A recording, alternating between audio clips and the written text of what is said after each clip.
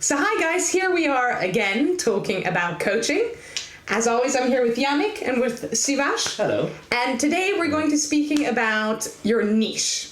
So that's very much a question that's been on my mind as I'm kind of designing my website and starting to put myself out there to clients, is how do I best kind of categorize myself with the vast amount of different things that are currently out there. I mean, what I find myself doing is kind of, I've gone from being a transformational coach to just calling myself a life coach, to calling myself an existential coach, to calling myself a mindset coach, and like all these different things, which I feel are all kind of a part of what I address and what I'd like to be focusing on with my clients. But I don't know, at the moment I'm kind of back to just calling it a life coach to make it more all-encompassing. And I guess I'm wondering, what are the benefits and you know, maybe the shortcomings of really kind of focusing in and zoning in on a niche? Ooh, that is super interesting already, because when you start talking about a niche, you immediately go to what's the approach to my work. Mm-hmm. When most people, when they hear niche, they think, you know, I don't know, men in their 50s who work in insurance and like cats. Okay, you know, interesting. They talk very much about the demographic, like who's your target audience, you know, what's your niche, what's the people that you want to help, you know, what's the people that you want to sell to, what's the people that you want to attract and whose attention you want to grab.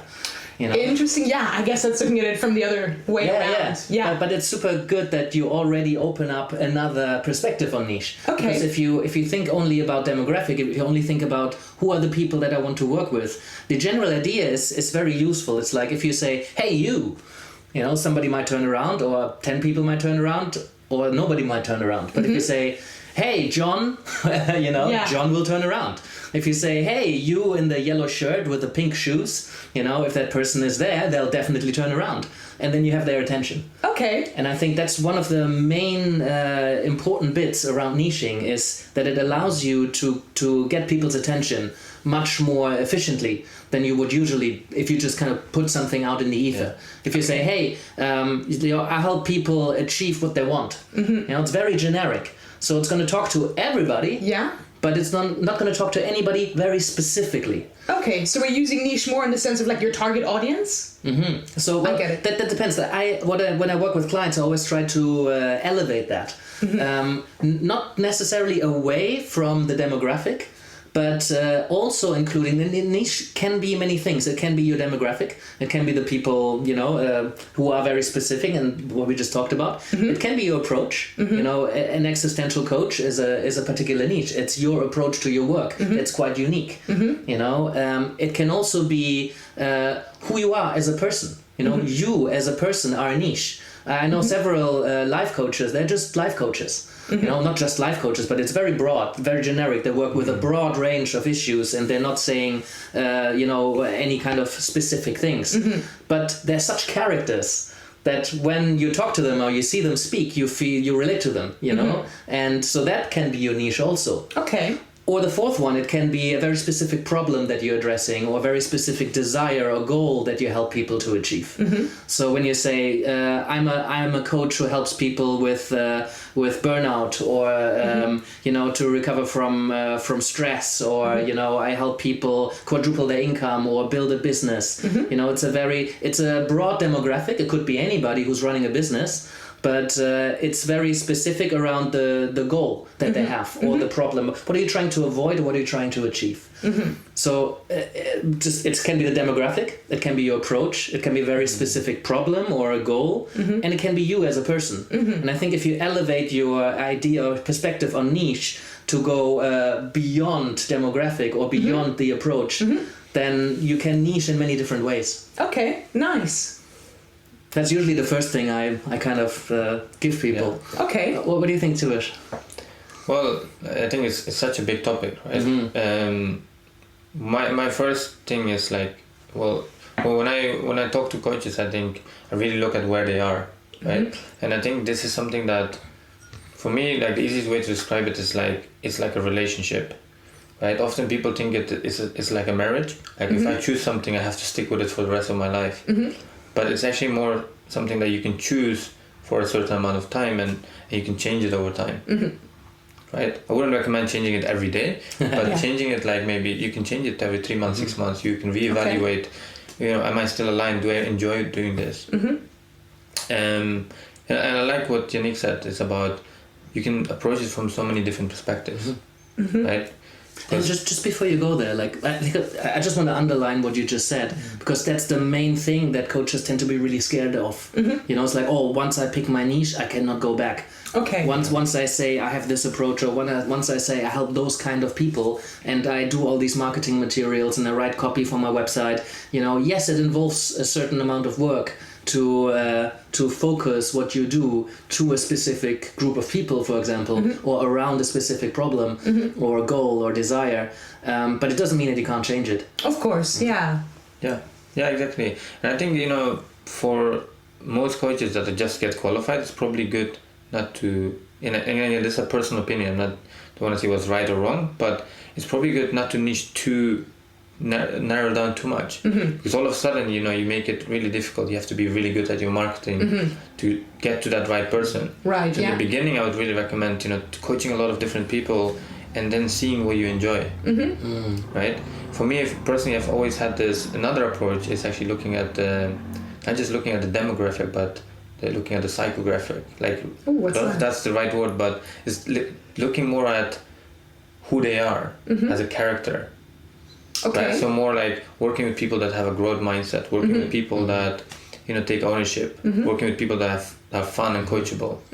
People who think deeply, people with a certain kind of value. I know some coaches who coach Christians, or they coach Republicans or they coach liberals. Interesting. So it's like anybody in the whole world can be one or the other, but the psychographic is more about the characteristics of that person rather than the demographics. Yeah, exactly. So you can approach it in so many different ways. I mean, one of the things that I personally felt like in the beginning is like I'm like a little bird going into a cage, right? Focusing on a small niche. But what I notice now personally is that even though my business is now very niched, my marketing is very niched, I constantly get people approaching me that are outside of that niche and say, hey, I notice you work with so-and-so, are you open to working with me? Okay. And then I look at usually the psychographic. Is this someone that, are my values aligned with this person? Is this someone fun to work with? How do you find that out? Well, I find that out through just having a conversation. Got you, okay. Usually having at least 1 or 2 conversations before I decide to work with someone. Fine, okay. So, and that fits into that point, like when niching becomes really important when you're the first one to speak. For example, if you put advertising out there to people that don't know you, it's very useful to be quite niche because then you speak to somebody very specifically and they feel like you're speaking to them. Ideally you speak to people by their name, for first name and last name if you can, because then you have their attention. Okay. And the broader and the more vague that gets, the less likely is that they turn their heads around and listen to you. Yeah, or when someone says, what do you do? That's when you kind of have your niche message or your statement ready. And personally, it's quite funny you bring that up, because what I did in my first years, every time someone asked what do you do, I just said I'm a coach, and I asked them about them, and then relate back to them. So if someone that said, well, I'm in this job and this, I would say, oh yeah, I've worked with other people that are executive or that are professionals, right? And that's another way is just saying, well, I'm a life coach that helps people in relationships. I'm a life coach that helps people grow their business. I'm a life coach that helps people grow their confidence. So you can be someone that, and this sometimes requires a bit more experience, but you can niche down based on the requirements of what the person needs.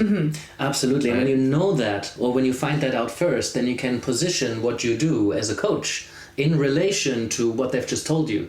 So if you know somebody very well, and this is why lots of people tell you, well, you need to know your target audience quite well. You need to know who those people are that you're talking to, what are they struggling with, what are they trying to achieve, what are their values, and then you can position it. I used to live with a guy who sold adverts to for motorcycle magazines. Okay. So he used to cold call a bunch of people, and he would never pitch immediately what they have to offer. He would start the conversation with, "Hey, how are you doing? How's business going? Trying to figure out what they're currently struggling with, what their challenges are, what kind of person they are, what do they think, So he let them talk first so that he will get to know them. Yeah. So then afterwards he can position whatever services they might have in their pocket, so that it makes sense to them. But if you just kind of put an advert out and you don't know much about who's listening, then niching becomes super important, because you need to figure out who those people are, Right. so that you can position it to them. But like, I have coaching can help in such a broad variety. You know, Yeah. just having a space where you listen to and where you have a chance to strategize and, you know, figure stuff out. Yeah. That process is a very generic one. It can work for lots of different situations. But niching helps you for selling and like being more specific about what you're offering. Yeah. So when they talk first, when you get to know somebody at a party or in a pub or at a network event, at a conference, you know, if you just kind of have a conversation, get to know them, and then afterwards, if you want to pitch something, or afterwards, if you want to offer your services, you can then be very specific and responding to what they've already told you, what you already know. So in that sense, is a niche necessary?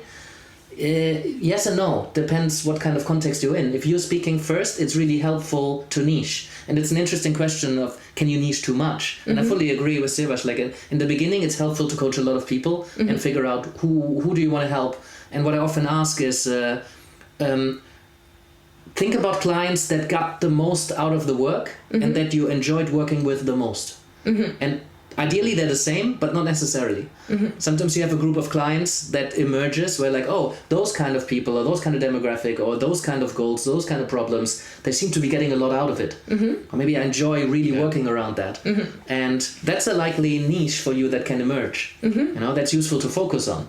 But I like to keep it broad. In the beginning, I had like 12 niches. Wow, okay. Now I have like 3, but the niche matters in terms of where do you place your marketing message? What do you put out there? Yeah. And as Sivash said earlier, like somebody comes to me because somebody said, oh, I've been working with Yannick and it's great, and they don't fit the marketing messages I put out on social media or in advertising or something. But I talk to them, and I if I figure I can help them, I work with them. It doesn't matter if they fit the marketing messages I put out there. You know, so over time, your niche will clarify. Your niche will what's the word? Like it'll come up. It'll define itself. Yeah. Evolve. Okay. But it doesn't define you necessarily. Yeah, I agree with Yannick. And one of the things is that often we feel like we have to do something. Like you hear people like, oh, I should be niching. Yeah, everybody's telling you, right? You know, and I think what's the important thing is you shouldn't be doing anything in coaching unless you like it and enjoy it, right?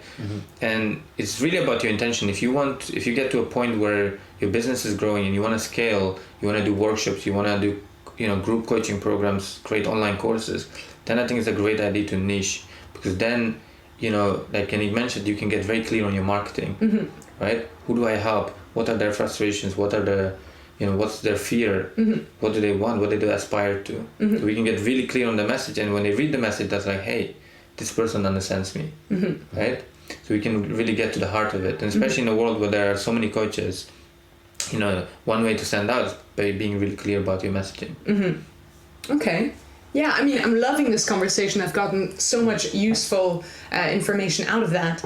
I guess one thing that remains open for me and that I'm wondering about is kind of like the pros and cons in a way, because I'm finding like at this point of where I'm at with my coaching, like I'm struggling to recruit people to begin with. And I feel like, you know, especially if I'm looking at my immediate circle, I'm constantly having to like pitch and explain what is coaching, how it can really benefit you. And I'm finding I'm needing to keep it quite broad, because if I niched in, like either with my approach or with the kind of subject matter that I'm kind of coaching people on, I would just like make my pool of people even smaller, and I haven't got the network and the experience yet to kind of really focus down. So like you said, Sivash, yeah, probably at the beginning helpful in some ways to like keep it open and bigger in order to like also like find out what it is you're taking to more. But yeah, I mean, I guess I'm leaving that maybe even as an open question, just kind of at this stage as a beginning kind of coach, whether niching is the best option or not. Well, that's the thing, right? If you put out there on your social media and on your website, and when you talk to people, it's like, I coach women in business, or I coach women in insurance who are in CEO positions, or well, maybe that's not the best starting target group, but like, you're excluding a bunch of people. They're not going to respond to it because they legitimately feel that that's the people that you work with, and so it implies sort of that you don't work with the others. So it really depends on what your context is, because there's some parts of the niche that work in terms of demographic, but in terms of some problems everybody has. So for example, as an existential coach, my niche was people alive in the world with other people. Okay, that sucked. It was also great because my coaching approach works generally for a very broad variety of people, because being human means you have all these existential stuff going on. But in terms of marketing message, that was shit. Because, so how do I make that happen? But some things speak to everybody, so that works, because if you're already in conversation with somebody, that works, and again, if you're the one speaking first, that's important. If you're not the one speaking first, then you can position whatever you have towards them. So you might say, I help people get over feeling stuck and enjoy their life again, or do work that matters. It's very generic, and it's not necessarily gonna turn everybody's heads. But if you're in a conversation for 5-10 minutes with somebody and they've just been telling you how they are stuck, regardless of what they do, you can then say, I help people like you achieve what you told me you're struggling with just now. Yeah, okay. And then it's really relevant. Even though it's the same thing, you know what I mean? So you want to engage in a conversation, either one-to-one, that's ideal because you're in conversation, but social media is kind of the same thing. You're engaging in a conversation just with a much larger pool of people, and through social media you can tell what somebody's values are and what they do for a living and what they're currently struggling with, and what their goals and aspirations are, depending on their profiles and how authentic. But I guess then my question is, are you adjusting your approach to the client, which, in terms of getting business, I see is very smart, but is that still authentic? Well, that depends. Like, if you genuinely want to help those people, I mean, anything you just do to get the business, I'm not so sure about it. Okay. But if you choose a group of people, I often ask the coaches that I work with, who do you want to help? Who do you care about? What kind of work excites you? What kind of conversations do you enjoy? What kind of outcomes do you want to help your clients achieve? And then you can figure out, okay, so who are those people? Tell me about a client that you loved working with. You absolutely loved working with. And then they tell you about that client. So that's likely to be an ideal client. And also very often what comes out is that people's ideal clients are often a version of themselves, which is great because they know a lot about them because they're kind of like them. So you tell your stories, you put your values out, and the people that are kind of like you and struggle with the same things, maybe you've worked through it already, maybe not, but those people will relate to you. Okay. So that often is people's niches. Okay. We work with people who are similar. Yeah, makes sense. Okay. Yeah. Careful with that, by the way, because if people are very similar to you, you also might make a start lot of assumptions. guiding and it's very tempting to give advice on what worked for you. When actually they're not. They might be similar, but they're, so that's another level of complexity. I see that. Yeah, well, I think those are great points, and I would like to look at it from a different view. Okay. I mean, hearing your specific question, right? I think, what I would personally do, I wouldn't talk about coaching. I would just invite them into a coaching conversation. And it just takes away it takes away the whole niching conversation, right? But it slows you down and brings you present to the moment. And this is maybe a little bit difference between online and offline. Anytime, where I'm traveling or when I'm going to an event, I'm just present with a person. And I'm not talking about niching. I'm not talking about my niche or what I really do. And I'm just present with the person. And then if I feel the connection, I enjoy working or talking to that person, then I will take to the next step. Okay. Right? And it just gets you present, because from personal experience, every time I talk about coaching, in terms of what coaching is, it just doesn't really connect with people. Okay. It's more like intellectually, but it doesn't get to their heart. So rather than that, I just get really present and focus on them. Okay. When you're in conversation with people, You Yeah, know, exactly. when we talk about online game, then we're on social media. We're not being present with a person. We're just kind of putting stuff out there, and that brings us back to who's the first one talking and what kind of context are you in. Yeah, You know? exactly. Do you have conversations? And then lots of coaches get clients by having lots of conversations. Other coaches get clients by putting very targeted advertising out there. And for that you absolutely have to know your niche. Okay. You know? Yeah. Fair. Okay, guys. I'm sure niching will come back, but perhaps it's a good time to leave it at this point. Yeah. Awesome. Did you get enough out of this? Anything that's still open? No, I mean, I think that's a lot to think about, especially, at the beginning, considering the different kind of ways you could look at niching to begin with. So, yeah, definitely, there's a lot to absorb and digest, and I'll keep you posted on what my niche is. Yeah. Well, if you guys have more questions or thoughts, I'd love to hear about it. Drop us a comment, drop us a line, ask some follow-up questions via our online form. We'll discuss it another time. And let us know what your niche is. Right? We'd love to hear all the different niches. Yeah. I help ... to achieve or avoid ... by ... That's a really good thing to complete. I like it. And then you got your pitch. Hey. Cool. See you next time. See you next time. Next time. Hey everybody. If you found this conversation helpful for you and your coaching practice, then there's a couple of ways that you can support the podcast and stay up to date with future episodes. Obviously, you can subscribe here on YouTube if that's your jam. If you want to get it straight into your inbox, never miss an episode, there's a link in the description to can sign up for our mailing list. You can leave us a review or follow us on Spotify and Apple Podcasts, and come join us on Facebook. We'll get the conversation going there. Obviously, leave us a comment. You can support us on Patreon. And any way you choose to do that, tell a friend, whatever you want to do. We really appreciate it, and we hope you get a lot out of it. So, see you next time.